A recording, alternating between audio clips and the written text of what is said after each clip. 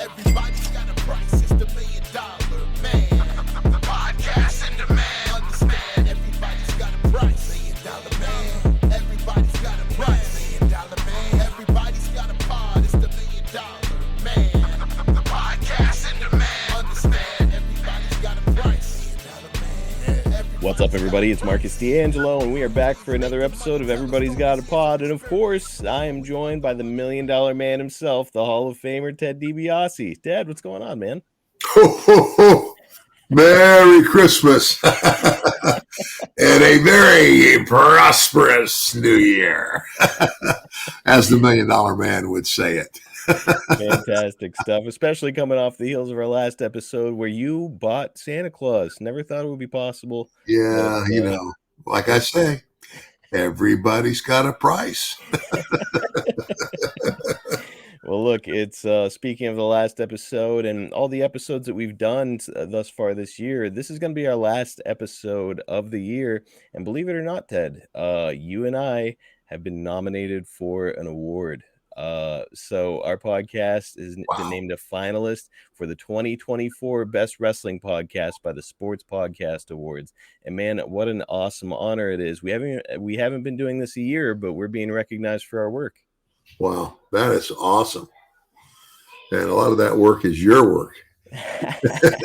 your hard work. I mean, it's kind of like, and I told Melanie this, I said, Marcus is good. I mean, I said, he goes up and he digs into things, and he's bringing up stuff that I had totally forgotten. Well, look, it's this podcast would not exist without you, brother. I could not be more happy to be doing this work, and especially be getting recognized for both of our hard work, because certainly I don't do it alone. And I just want to tell our audience, if you're listening to this and you've enjoyed our show, we need your help to win. So please go to my social media or Ted's social media. We both posted about it, and click the link to cast your vote for us. It only takes a couple of minutes, and it would be an incredible honor to win this award less than a year into our podcasting journey. So you can find the link on my X account at Marcus P. D'Angelo or on Ted's social media at MDM Ted DiBiase. Go and cast your vote right now. So speaking of supporting our show, I have to do my usual reminder about subscribing to our YouTube channel, youtube.com/@ Everybody's Got a Pod. Stories that you will not hear on the podcast are over there, and we drop them as YouTube exclusives every single Monday. So again, if you're enjoying what we're doing, you're missing out on big chunks of the story from Ted. Just go to youtube.com/@ Everybody's Got a Pod. Go get subscribed right now. All right, let's get into these listener questions, Ted. I mean, boy, did they bring it this week. Okay. And yeah, we'll get through as many as we possibly can, and we'll roll the other ones over to the next time. So here we go. We've got Johnny Rose up first. He asks, being a huge fan of British wrestling, I'd like to know Ted's memories of teaming with UK great Pete Roberts in Japan.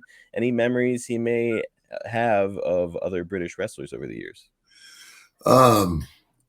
Pete Roberts is a great guy and a great wrestler. He had his own style, and I did on occasion have opportunity to tag with Pete in Japan, and of course, but it was the Japanese style of wrestling is a little bit different too, but to best answer your question is like, yeah, Pete was really good, and Pete was very good at adapting to the Japanese style, as I had to as well adapt. And again, when you're in Japan and you're a gaijin means foreigner, then you're the heel. You're the heel, and unless, of course, the fans and sometimes will turn you babyface depending on your work. But no, I had a world of respect for Pete, and very good, unique style. And I guess I would call it a more British style, and I enjoyed it. I thought it was great. Stuart Duncan is up next. If you didn't become a wrestler, what would your ideal profession have been? So, Ted, backup plan, anything else stick out to you? Well, I grew up in the wrestling business. My father was a wrestler. My mother was a wrestler. That's how they met, by the way. My mother's wrestling name was Helen Hill. You can look her up if you're a big wrestling fan, and she was a beautiful woman. Mm-hmm. And she also knew how to sell. She was a good female wrestler. But I grew up in this business, and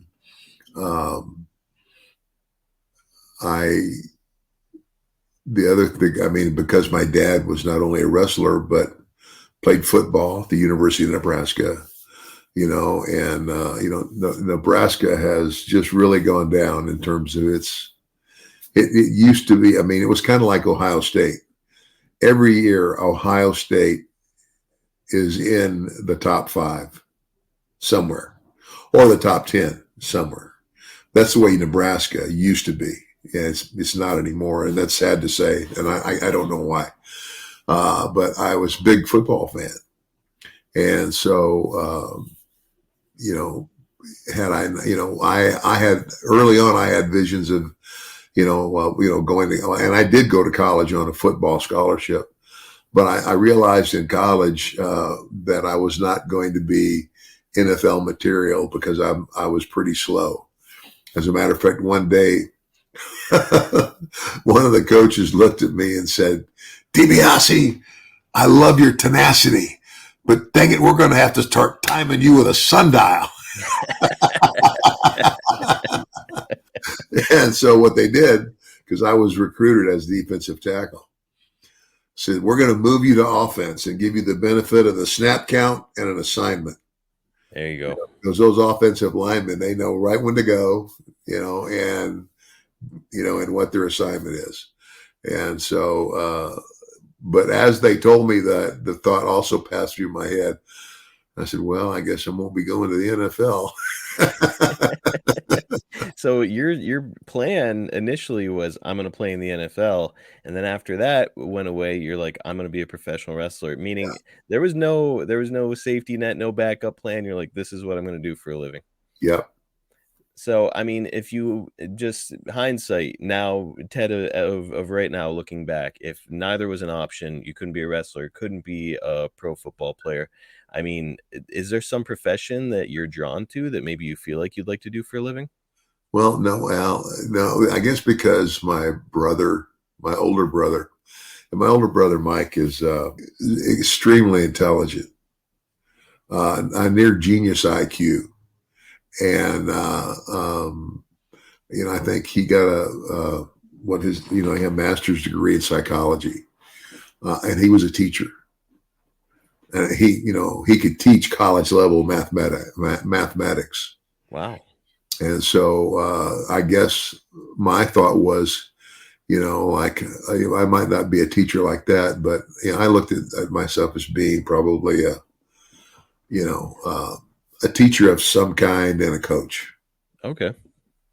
We've got another long question here next, but it's one that I've seen asked quite a lot since we've started the podcast. So it's finally time.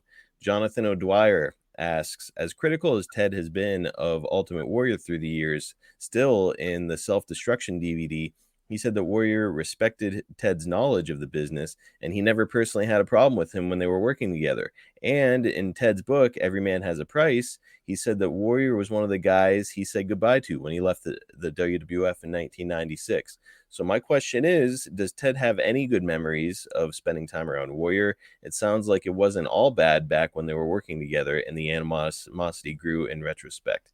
I wish they had buried the hatchet. Yeah, well, it's kind of like when and I've said that I had no use for the guy because he didn't respect the business. It was kind of like, I had all the respect. I mean, to have a body like that takes a lot of discipline. Yes. Not, what you eat and how you train and how dedicated you are to it. So I respected that about him. But what angered me is that he came into a business that has been a part of my life for my entire life, and he disrespected the business. He didn't have, it was kind of like wrestling was a means to an end for him. I don't ever remember a time. I don't ever remember saying anything about liking him. Right. I did not like him. And that's, I mean, there's, what other, I mean, did I know him personally enough? No, I don't think anybody got to know him personally enough, because I don't think he tried to get to know anybody personally enough. Right. It was kind of like, I'm telling you, it was a means to an end. And, the only thing he had to do with where I was concerned is, if he's in the ring with me and I'm the heel, you're going to do what I tell you when I tell you. And I put, like so many others, I put him over. It was my job. And in that respect, we didn't have a problem, because, if he'd have done anything out there, you know what I'm saying? If he just took it on himself, he said, no, we're going to do it this way. I would have said, like hell we are. Maybe that's what. So, I mean, the quote here that this guy has from that DVD about Warrior is that you said that Warrior respected your knowledge. And maybe that's kind of what we're driving toward here, where it's like, okay, he respected you enough to defer to you whenever you were in the ring with him and say, do exactly what you say when you say to do it out there, right? Yeah. Yeah, that makes sense. Okay. But yeah, so this whole thing, it really stuck out, because I was like, there is just no way that Ted was like, putting over Warrior in any capacity. So that's interesting. Well, and again, what fans don't know. I mean, it's kind of like, okay, I'm a huge football fan. I'm a huge professional football professional football fan. So, okay, as a kid growing up, Dick Butkus, number 51, defensive middle linebacker for the Chicago Bears, one of the toughest SOBs ever, and had the reputation of being just I don't think there's anybody that didn't respect Dick Butkus. And I don't know anything about his personal life or his personal history. And I don't know, and it's like, what I'm trying to say is this: it's like, here's this guy who was a phenomenal football player, but in real life, how do I know that he wasn't a jerk? Right. Or how would I know if all his teammates thought he was an asshole? And I don't think that's true either. I just, it's just like, all I know is what I saw on the field, and what I respected as a kid loving football. Dick Butkus was one of them, and there was another one, Ray Nitschke. Oh yeah, Packers, Ray Nitschke for the Green Bay Packers. Oh my gosh, wow. But you just never know. To your point, it's kind of like separating the art from the artist, where I think that a lot of fans look back on the Warrior and think of him really fondly, because they're like, oh man, I had this toy of him as a kid, and I remember his promo, and it was fun because I didn't know what he was saying, but it didn't matter because I'm excited because he's excited. Like a lot of people felt that way about the Warrior, and it's like, well, and I can't fault fans for that, right? Because they don't know the backside. Yeah. But you go ask 20 wrestlers that were in the business with him what they thought of him, and you're going to get the same answer from all of them. I've asked enough folks over the years to have convinced me that maybe not a great dude. And look, I mean, you are one of the most affable, kind, easy to get along with people I've talked to in wrestling. And I feel like if it's probably not all that easy to piss you off, and he certainly managed to. So it speaks volumes. Well,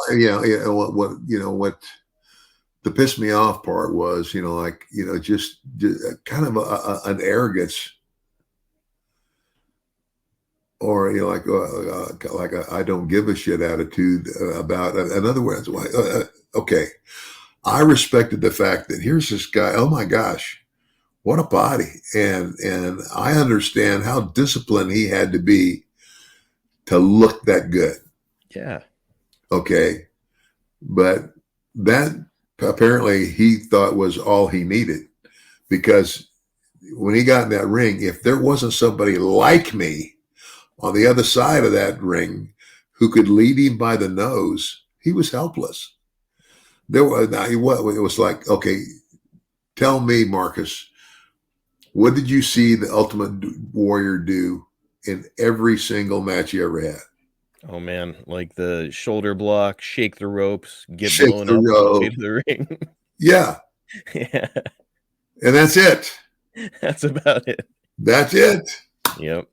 That was Um, his job, and that's what he could do. And you and I don't blame any fans for being a fan of the guy, because you're a fan of the character, and he's this wild character, this great bigger than life guy, and and and uh in his promos, he was, for me it was funny. It's like he talked for 3 minutes, and I'd stretch my head and go, what did he say? it was incoherent, Yeah, but so admittedly, when I'm a kid, it's like, hey, this guy's got this crazy hair and he's super jacked and he's wearing all these, great colors. And so when I'm a kid, I'm like, I'm not thinking about his work rate. I'm not thinking about how long the match is. He comes out and he squashes somebody in like 30 seconds and shakes the ropes and he's excited. And so as a kid, I'm watching him. I'm like, I'm excited. Like, look at this guy. He's crazy. yeah, But as you get older and start to see like a guy like you or a guy like Jake, guys who like really knew what they were doing in the ring, he just sticks out like a sore thumb. Like, he's awful. He is an awful wrestler. Like, not good at all. yeah. But yeah, it's catching people at the right time in their lives. For me, I'm whatever 5 or 6, so I was like, yeah, I love this guy. But now that I'm an older man, I'm like, ooh, he's awful. He's not a good wrestler. And I don't know, and I can't remember now. When did he die? He died in 2014. And what did he die of?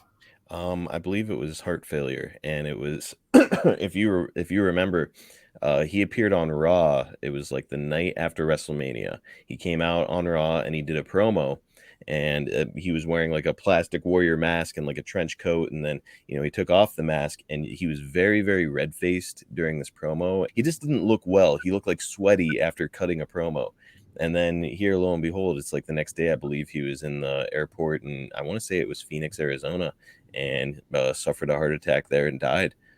So I think that he was difficult or pretty hard on his body with all the stuff he was putting into himself to get so big, and Well, all the and training. there you go. There's the deal there. It's kind of like,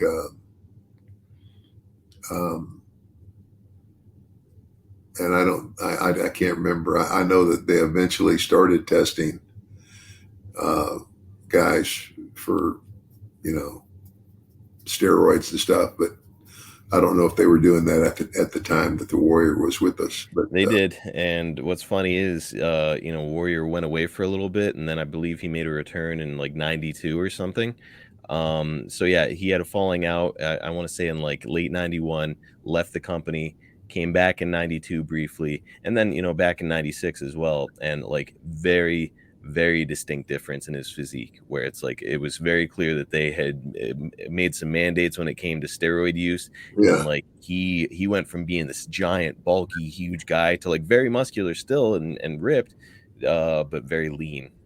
Same yeah, thing happened to Hogan. If you look at Hogan from the 80s versus the 90s, it's like still very muscular guy, great shape, but nowhere near as big as he once was.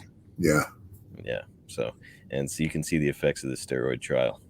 Okay, we can hammer on Sandalphon Frostburn, if that is your real name, asks, Ted, have you ever wrestled Ricky Steamboat or Tito Santana one-on-one? And if so, who is better in the ring? I think Tito doesn't get the credit he deserves. So who is better, Tito or Ricky? Um, Tito Tito and I go way back. Tito Santana, his real name is Merced Solis. And he was the starting tight end at West Texas State, and we played football together. That's how far back he and I go. And as a matter of fact, and I can't remember who broke him into the wrestling business, but the first time that I went to New York, we went together, and I ended up staying a shorter time, and he stayed a longer time. And I think this is back when the old WWF, it was like, I'll be honest, I was surprised at the matches, because a lot of the matches I saw didn't meet up to my standard or anybody's standard in any of the other territories. It was like all these great big muscled up guys, but the matches were, I don't know, they were just easy to see through, in my opinion. And anybody else, I think, that was very much involved with the wrestling business, it just was not as believable. I don't know that Tito and I actually, I can't recall us. We were a tag team. I can't remember if we actually wrestled each other. I think you did, because I know I've seen a picture of you two out there. You're both very young in it, and he's got you in a headlock. So that picture is floating around out there. Maybe a baby face match. Yeah. I know, we did, because it was a big deal because we both went to West Texas State, and now that was the thing, was like these two guys who played football together are now going to be, going head to head against each other in a wrestling match. But I would say, I'd give the edge to Ricky Steamboat. I only had one match with Ricky Steamboat, and brother, we tore it down. And you talk about a guy. It's like, for me, it was like being in heaven. Because here's a guy. Like instinctively, just the things that he did instinctively that I could read, and vice versa. I said, "Oh my God! If I could have had a program, when I say a program, that means, you have the initial contact where you really screw the guy as a heel, and you screw the baby face over really bad, and then you have a series of matches that build to ultimately a cage match or a whatever type of match." And I wrestled him one time and loved it. You can't go wrong selecting Steamboat, man. Some of the classics that he's been involved in, incredible. And it speaks volumes. You worked with him one time, and you can make that judgment call. That says an awful lot about Ricky and his skill. Yeah. The holiday season is in full swing. We are just about to hit the new year, and if you're like me, life is pretty busy right now. My wife and daughter are home on their Christmas break. We've got family coming and going, a bunch of activities, and there is a true need for nutritious, flavorful meals that we can enjoy without having to deal with a ton of grocery shopping or preparation. Well, Factor, America's #1 ready-to-eat meal delivery service, has got us covered for breakfast, lunch, and dinner with chef-prepared, dietitian-approved ready-to-eat meals that are coming right to our door. Gone are the days of grocery store runs. No need to do a bunch of washing, chopping, or preparing. Factor's got us saving time and staying on track with a healthy diet as we try to keep up with this crazy time of year. Seriously, guys, Factor has been an absolute game changer in my house. A delicious meal that I don't have to prepare and can enjoy in just 2 minutes. Are you kidding me? Time is pretty much the most valuable commodity there is, and Factor's hooking me up with fresh, never frozen meals that I don't have to leave my house for.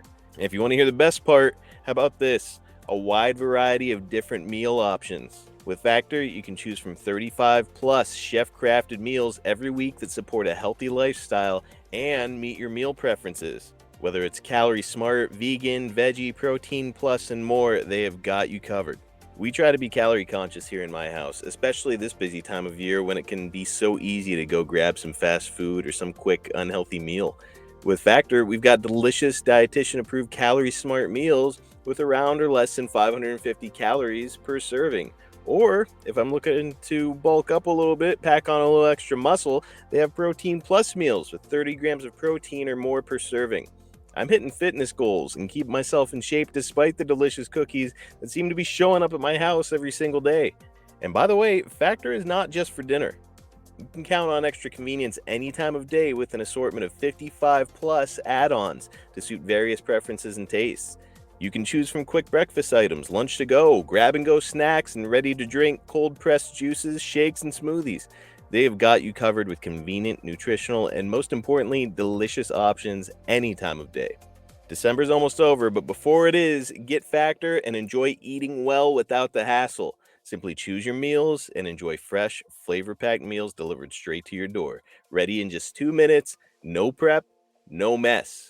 Head to factormeals.com/EGAP50 and use code EGAP50 to get 50% off. Again, that's code EGAP50 at factormeals.com/EGAP50 to get 50% off. Trust me, guys, no dishes, no prep, ready in just 2 minutes. You are going to absolutely love Factor. Give it a try. Use our code, save 50%. One more time. It's code EGAP50 at factormeals.com/EGAP50. Go right now.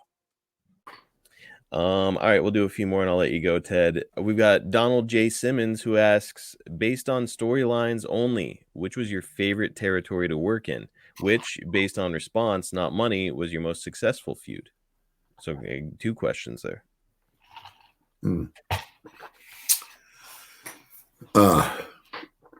Based on storylines. So yeah, let's start there. He asked, based on the storylines, which was your favorite territory to work in? So you had some great stuff in Mid-South, but man, a lot of the stuff you did in WWE is phenomenal. You and as we've talked about, Tommy Rich, some really good stuff. So you could go a lot of different directions here. Yeah, you had to pick one.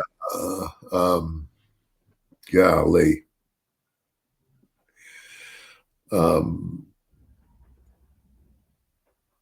I would probably have to say, because it was most memorable for me, was that, I had been a babyface in Mid-South from the very beginning. And I had left Mid-South and come back to Mid-South. I was still a babyface. But when I turned heel on Junkyard Dog, that was probably, in terms of drawing and money making for territorial wrestling, that was the best. I mean, that's my heel turn on JYD. I'm like, oh my gosh. I can remember, I think I told this story, but I think I remember telling the story that I went to Grizzly Smith, who was the guy who was like the agent.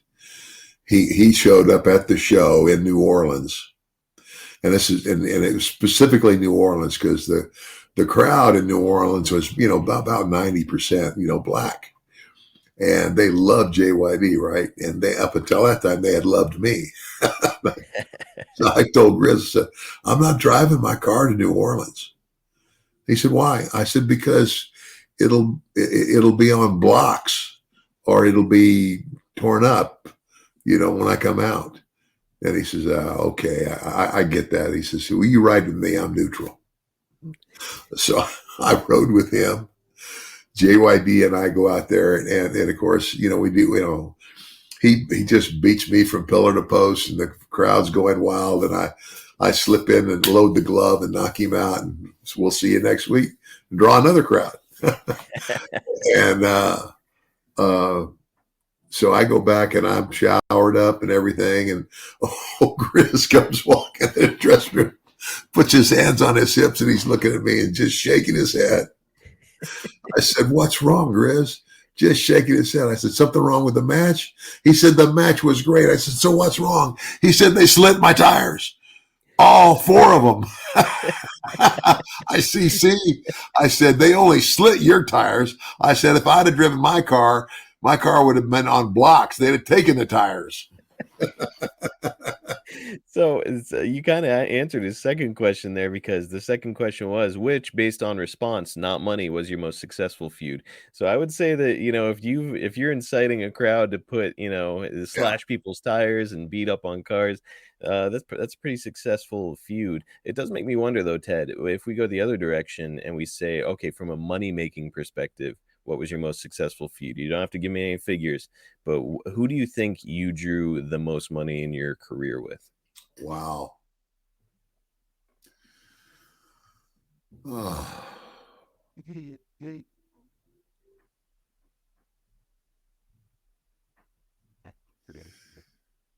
Man, oh man, oh man. It's got to be in WWE, right? Yeah, and it's like, and I was, I was a heel from the get go there, $1 Million Man.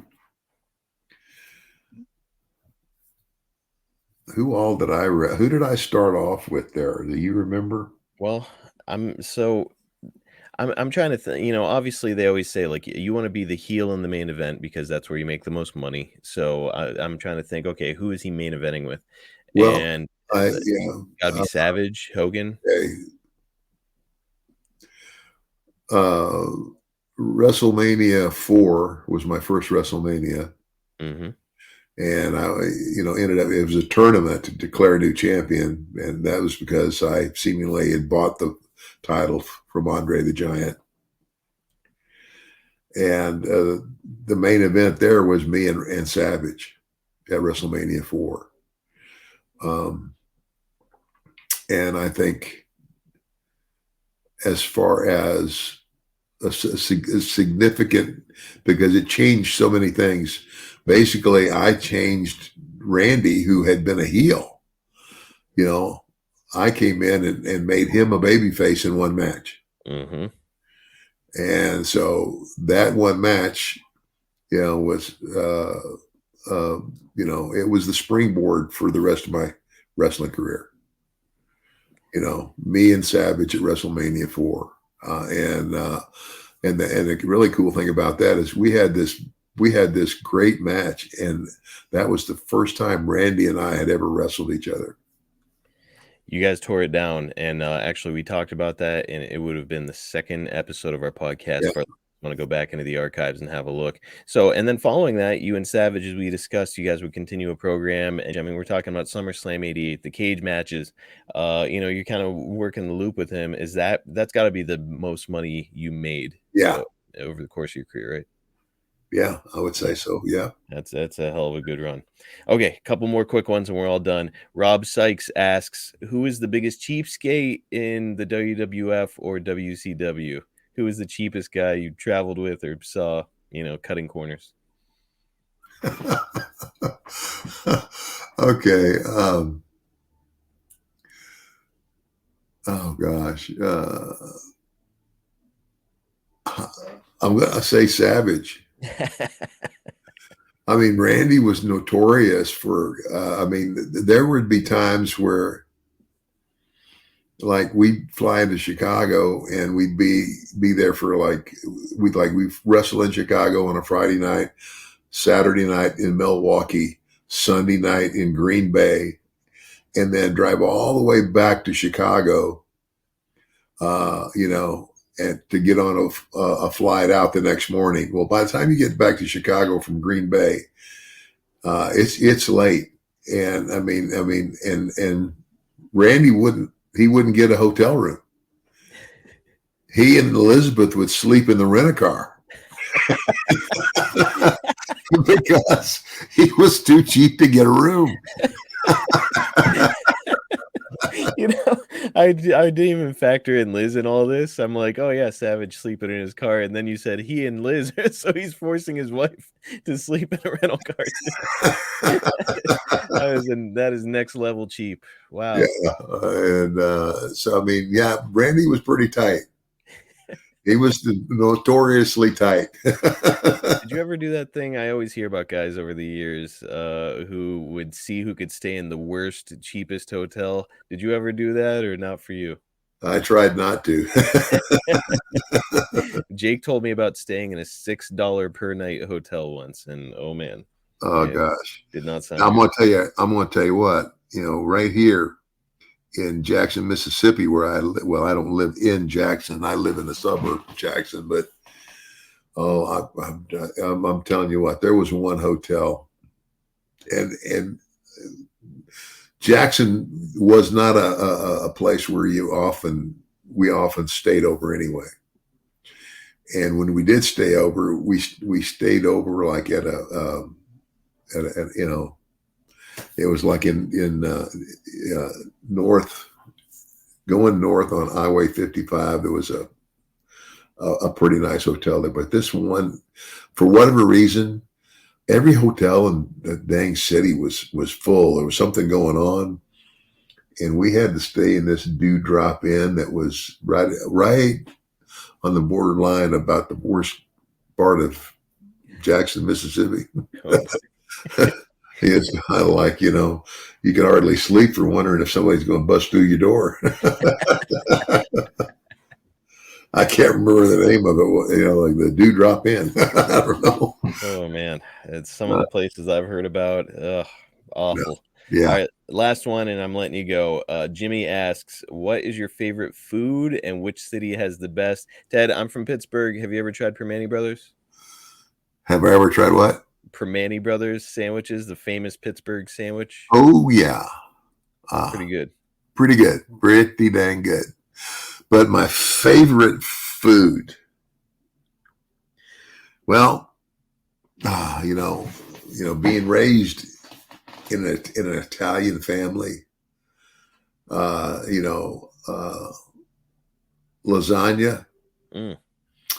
spaghetti and meatballs, spaghetti and Italian sausage. All right. That's a killer. Yep. But the other, and of course, now the other half of my upbringing, I spent a large portion of my life in Texas and in Arizona. So you find me a good Mexican food restaurant, and I'm there. Ooh. Enchiladas and tacos, and it's not Taco Bell. No, sir, not down there. I'll even eat Taco Bell, but no, yeah. We had there was the one restaurant in Benson, Arizona, which is 35 miles from Wilcox, Arizona, where I went to high school. Mm-hmm. Benson, Arizona is only about 50 miles from a very famous Western town, Tombstone. Ah, okay. And so Benson, and there was my grandmother's truck stop was on the west side of Benson. And she had this great big sign. I mean, you could sign. I mean, it looked like the size of a full 18-wheeler, and that's what it's in the shape of, an 18-wheeler. Marie's Truck Stop. On the other side of Benson, on the east side, going back towards Wilcox, was Jesse's Mexican food. My grandmother would call Jesse's and order us like a whole pan. Like a whole pan of beef enchiladas and the whole works. But yeah, I mean, Italian and Mexican. Yeah, that's me. Now, what city had the best Italian that you've had? Oh, yeah.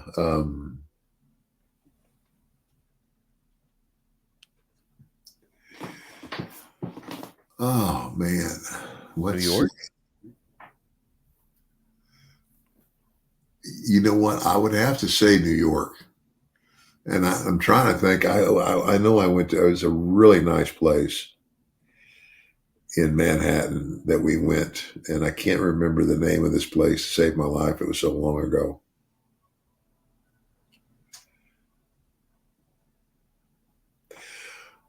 But